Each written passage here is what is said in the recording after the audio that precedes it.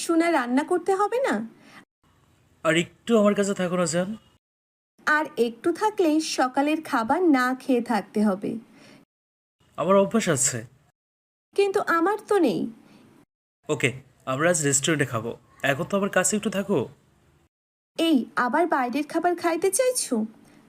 খেলে কি হবে? একদিন খেলে কিছুই হবে না। মায়ের ছিল মায়ের। হুম। কেন, তুমি আমাকে মারবে নাকি? হুম। সত্যি মারবা? হুম। ঠিক আছে, পরে আদর করে দিবা। আমার ঠেকা পড়ছে। কি?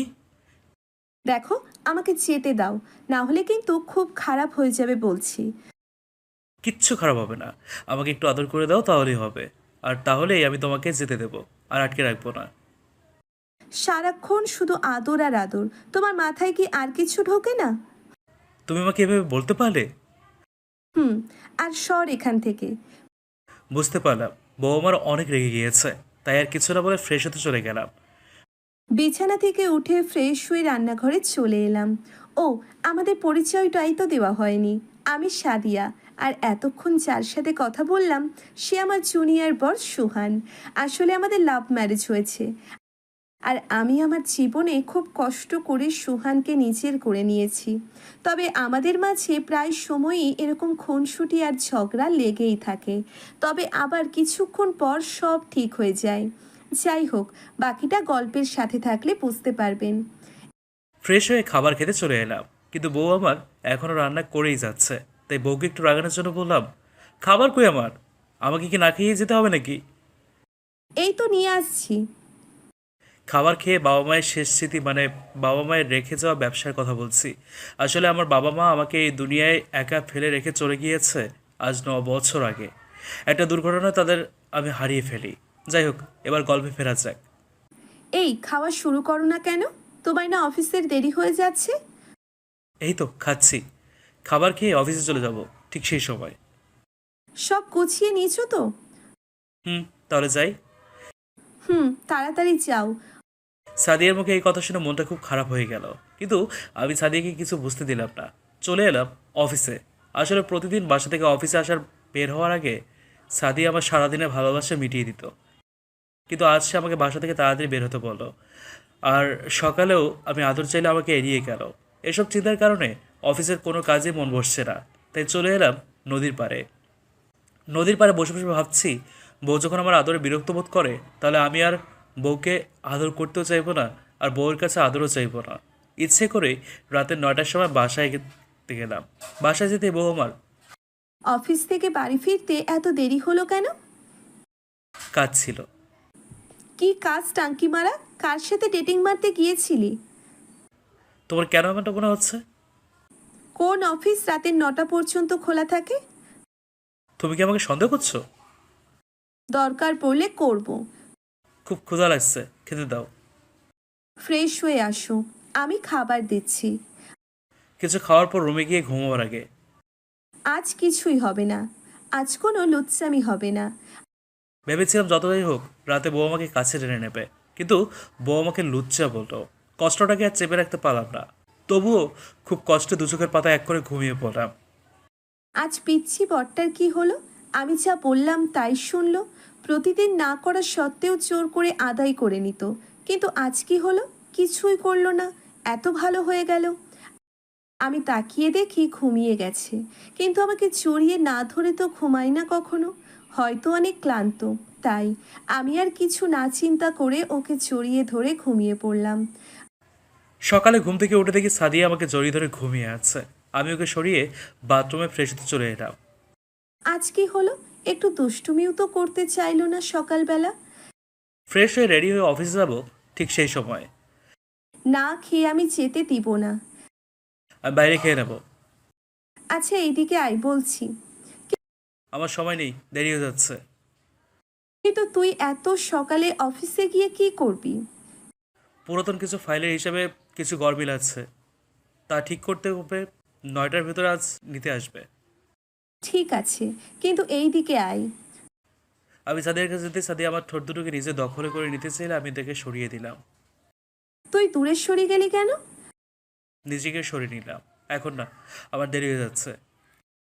আমাকে আর কোনো কথা বলার সুযোগ না দিয়ে অফিসে চলে গেল। আচ্ছা, ও কি আমায় ছেড়ে পরকীয়ায় লিপ্ত হলো না তো? না না, আমি এগুলো কি ভাবছি? আমাদের মাঝে এসব হতেই পারে না, কারণ আমি ওকে আর ও আমাকে অনেক ভালোবাসে। আমি বাইরে একটা রেস্টুরেন্ট থেকে কিছু খেয়ে অফিসে চলে এলাম। অফিসে আপন মনে সিগারেট খাচ্ছি। আজ কিছু না খেয়েই অফিসে চলে গেল, তাই আর দেরি না করে টিফিন বানিয়ে অফিসে চলে এলাম। ল্যাপটপে কাজ করছি, ঠিক সেই সময় সাদিয়া আমার ক্যাবিনে ঢুকে। এইগুলো কি? এই যা, আমি তো সিগারেটের প্যাকেটটা সরিয়ে রাখতে ভুলে গিয়েছিলাম। সিগারেট খাচ্ছিস কেন? হ্যাঁ নেই। আর তুমি এখানে কি করো? তোর জন্য টিফিন বানিয়ে নিয়ে এসেছিলাম। আমি রেস্টুরেন্টে খেয়েছি, তুমি এগুলো নিয়ে বাসায় চলে যাও। বাসায় খাওয়ার সময় তোর হাতে ছিল না, কিন্তু রেস্টুরেন্টে খাওয়ার সময় ঠিকই ছিল। দেখো, এখন এসব ভালো লাগছে না। ভালো তো লাগবেই না, আমি এখন পুরাতন হয়ে গেছি না, আমাকে আর ভালো লাগবেই না। এখন বাইরের মেয়েদের ভালো লাগবে শুধু। তুমি যা ভাবতেছো তা না। আমি যা ভাবছি সব ঠিক ভাবছি। বল, আমাকে রেখে তুই কার সাথে রেস্টুরেন্টে খাবার খাইতে গিয়েছিলি? দেখো, আমি চাই না অফিসে কোনো সিন ক্রিয়েট করতে। তুমি যা ভাবছো তা কিছুই হয়নি। সব পুরুষই এক স্বভাবের পুরুষ, জাতিটাই একটা লুচ্চা জাতি। ঘরে বউ রেখেছি, তুই না আমাকে ভালোবাসতি? মাথাটা নষ্ট করে দিও না তো। তুই আমার জীবনটা নষ্ট করে দিয়েছিস কেন? আমি তোমার জীবন আমি তোমার জীবনটা নষ্ট করে দিয়েছি? হ্যাঁ, ঠিক, আমি তোমার জীবনটা নষ্ট করে দিয়েছি। তাহলে এখন কি করলে তোমার জীবনটা আবার সুন্দরভাবে উঠবে? এখন তো বলবি, এখন তো আমাকে ছেড়ে চলে যেতে চাইবি, আমাকে ডিভোর্স দিতে চাইবি। তাতে যদি আপনার জীবনটা অনেক সুন্দরভাবে হয় তাহলেই হবে। আমি আর তোর মুখ দেখতে চাই না, চলে যা আমার চোখের সামনে থেকে। ও, এটা তো আবার তোর অফিস, আমিই চলে যাচ্ছি। হুম, এখন তো চলে যাবেই। চলে যাবে যখন, তখন কেন এই অভাগার জীবন এসেছিলে? আসলে আমার জীবনটাই এরকম, কেউ আমার কাছে থাকতে পারে না। সবাই শুধু আমাকে একা ফেলে চলে যেতে চায়।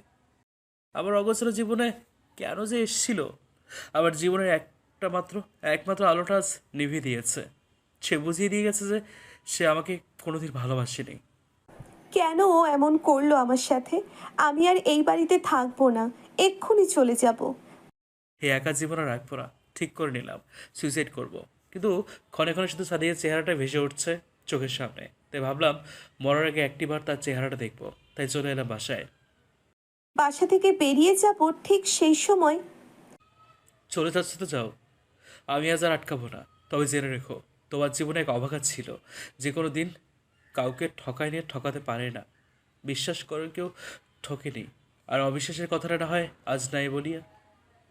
বিশ্বাসঘাতকের কাছ থেকে আমার আর কিছুই শোনার নেই, বলেই বাড়ি থেকে বেরিয়ে পড়লাম। মরার আগে একটা চিঠি লিখলাম। চিঠিতে লেখা ছিল, আর ভাবতেও অবাক লাগছে তুমি আজ আমাকে অবিশ্বাস করছো। আসলে আমার জীবনটাই একাকিত্বের। এটা এটা আমারই দোষ। পারলে আমাকে ক্ষমা করে দিও। তুমি যখন এই চিঠিটা পড়বে তখন হয়তো আমি আর এই পৃথিবীর বুকে থাকবো না, চলে যাবো অনেক দূরে। আর ভালোবাসি তোমায়, শুধু তোমায়। আর ভালোবেসে যাবো চিরকাল। পারলে ক্ষমা করে দিও। ইতি, একটা লুচ্চা, সোহান। গাড়িতে কিছু পথ যাওয়ার পর আমার আর ভালো লাগছে না, মনে হচ্ছে কি যেন আমি হারিয়ে ফেলছি, কি যেন একটা হারিয়ে যাচ্ছে আমার এই জীবন থেকে। তাই ড্রাইভারকে বাসার দিকে গাড়ি ঘোরাতে বললাম। রান্নাঘর থেকে একটা ধারালো ছুরি নিয়ে এসে হাতের উপর চালিয়ে দিলাম। হাত কেটে রক্ত গড়িয়ে পড়ছে মেঝেতে। ঘরে ঢুকে দেখি টেবিলের উপর একটা চিঠি। চিঠিটা পড়তেই আমার মাথায় আকাশ ভেঙে পড়ার মতো অবস্থা। পাশে তাকিয়ে দেখি মেঝেতে সুহান পড়ে আছে, আর সারা মেঝে রক্তে ভিজে যাচ্ছে। আমি তাড়াতাড়ি ড্রাইভারকে ডেকে নিয়ে হাসপাতালে নিয়ে গেলাম। ডাক্তার 2 ঘন্টা পর আইসিইউ থেকে বেরিয়ে এসে বলে, সময় মতো নিয়ে আসার কারণে বেঁচে গেছে। চিন্তার কোনো কারণ নেই, কেবিনে দিয়ে হয়েছে, কিছুক্ষণ পরে জ্ঞান ফিরবে, চাইলে তখন বাসায় নিয়ে যেতে পারবেন। ধন্যবাদ আপনাকে আমার কলিজাটাকে আমার কাছে ফিরিয়ে দেবার জন্য। এটা আমার কাজ, আর সব কিছু তো আল্লাহর হাতে। আমি কি এখন সুহানের কাছে যেতে পারি? উত্তেজিত করা ঠিক হবে না। তাড়াতাড়ি কেবিনে গিয়ে দেখি সুহান কেবিনে শুয়ে আছে আর জ্ঞান ফিরেছে। জ্ঞান ফিরতে নিজেকে হসপিটালে আবিষ্কার করলাম। আমাকে ছেড়ে চলে যাবি? চলে যাবি এই পৃথিবী ছেড়ে? আপনি আপনি এখানে কেন? আর আমি বা এখানে এখানে আসলাম কেন? আমি আর বাঁচতে আর বলতে পারলাম না। আর একবার যদি বলেছিস আমাকে ছেড়ে চলে যাবার কথা, দেখবি আমি চলে যাব তার আগে। আপনি কেন যাবেন? পৃথিবীতে লুচ্চাদের বেঁচে থাকার কোনো অধিকার নেই। আমাকে ক্ষমা করে দাও, আমি বড় ভুল করে ফেলেছি। ক্ষমা? আপনি কেন ক্ষমা চাইছেন? ক্ষমা তো আমি চাবো আপনার কাছে। আমি আপনার জীবনে নষ্ট করে দিয়েছি না? না, তুমি কিছুই করনি, সব আমি ভুল করেছি। প্লিজ আমাকে মাফ করে দাও। পা জড়িয়ে ধরে বললাম। এ কি করছেন কি? ছাড়ুন ছাড়ুন বলছি। আমি ভুল করেছি, আমাকে ক্ষমা করে দাও, নইলে আমি নিজেকে কোনো দিন ক্ষমা করতে পারবো না। পা ছাড়ুন বলছি। তুমি যদি আমাকে ক্ষমা না করো তাহলে আমি মরেও শান্তি পাবো না। আপনি পড়তে যাবেন কেন? এখন কিন্তু বেশি হয়ে যাচ্ছে বাবু। আমাকে ক্ষমা না করলে আমি কিন্তু নিজেকে শেষ করে ফেলবো বলে দিলাম। না, এবার আর মুখ ফিরিয়ে থাকা যাবে না। এই পা ছাড়ো বলছি। না। পা ছেড়ে আমাকে একটু জড়িয়ে ধরলে অভিমানটা একটু কমতো মনে হয়। কিন্তু আমি তো লুচ্চা, যদি অন্য কিছু করে ফেলি। ও মা! কথাটা বলার সাথে সাথে পা ছেড়ে আমাকে জড়িয়ে ধরলো। বাবু, আমাকে মাফ করে দাও প্লিজ, আর রাগ করে থেকো না। আমি কি আমার বাবুর উপর রাগ করে থাকতে পারি? একটু অভিমান হয়েছে আর কি। বাসায় চলো, সব অভিমান দূর করে দিব। বাসায় এসে আমি শুয়ে আছি, সাদিয়া খাবার নিয়ে আসলো। বাবু, খাবার খেয়ে নাও। না, আমি খাবো না। কেন? আমাকে খাইয়ে দাও, তাহলে আমি খাবো। ও আমার বাবুটা আমার হাতে খাবে বুঝি? সাদিয়া আমাকে খাইয়ে দিতে লাগলো, আমিও সাদিয়াকে খাইয়ে দিলাম। খাওয়া শেষে, বাবু কাছে এসো। না বাবু, আজ না, আজ আমার শরীরটা ভালো নেই। মনটা মুহূর্তের মধ্যে খারাপ হয়ে গেল, আর মনে হতে লাগলো এভাবেও সুহানকে ইগনোর করতো প্রতিদিন। এখন কেমন লাগে দেখো? একটু জড়িয়ে ধরি। না, হাতে ব্যথা লাগতে পারে। ঠিক আছে। মনটা খারাপ হয়ে গেল, তাই অন্য পাশ হয়ে ঘুমিয়ে পড়লাম। বউকে কষ্ট দিয়ে কি ভুল করলাম? না, আমাকে দেওয়া কষ্টগুলো একটু উপভোগ করুক। আমি সাদিয়াকে জড়িয়ে ধরে ঘুমিয়ে পড়লাম। সকালে ঘুম থেকে উঠে দেখি সুহান আমাকে জড়িয়ে ধরে ঘুমিয়ে আছে। আমি আর কিছু চিন্তা না করে আমাদের চার ঠোঁট এক করে দিলাম, আর মুহূর্তেই সুহানের ঘুম ভেঙে গেল। কি করছো? অনেক কষ্ট দিয়েছি, এখন কষ্টগুলো দূর করতে হবে না? হুম। আচ্ছা, আজকে আমি তোমাকে নিজের মতো করে ভালোবাসতে পারি? শুধু আজ কেন, সারা জীবন পারো। উম্মুয়া, উম্মুয়া। আমাকে জড়িয়ে ধরে একের পর এক আদর দিয়ে ভরিয়ে দিতে লাগলো। কিছুক্ষণ পর ফ্রেশ হতে যাব, যাবা না? একসাথে হুম। যাব না, আবার অবশ্যই যাব। ফ্রেশ হয়ে নাস্তা বানিয়ে দুজনে খেয়ে নিলাম। বউ আমার না খুব আদর আদর পাচ্ছে। আমি কি না করছি আদর করতে? না। তাহলে থেমে আছো কেন? আদর করা শুরু করে দাও। আর কথা না বাড়িয়ে চারটাটা এক করে দিলাম, আর সাদিয়াও আমার সাথে সাথে তাল মেলাতে থাকলো। এরপর হারিয়ে গেলাম দুজনের সুখের রাজ্যে। এই, আমার না একটা বেবি দরকার, তুমি দিবে? এত তাড়াতাড়ি? হুম। তাহলে তো আমাকে অনেক কষ্ট করতে হবে দেখছি। হুম, তাহলে আজ থেকেই শুরু করে দাও। তাই করতে হবে দেখছি। তাহলে আবার হয়ে যাক। আবার?